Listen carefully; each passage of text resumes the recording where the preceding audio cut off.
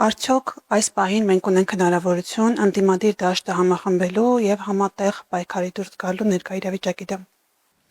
Նայած մենք ինչ ենք հասկանում համախմբելու տակ, ինչ ենք հասկանում։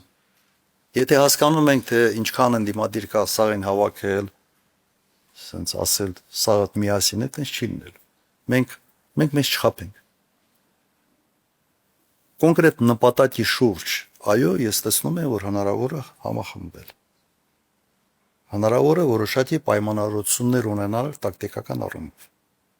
Բայց որ ասես սա սենց շատ տարբեր են,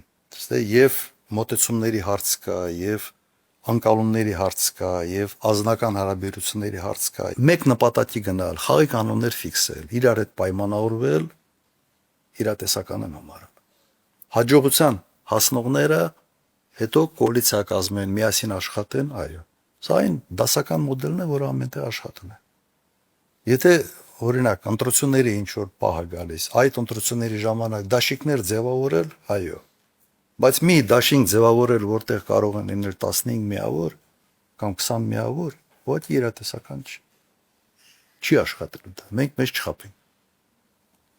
Բարի ցանկությունները միշտ չի որ աշխատող sense բանաձև է, այլ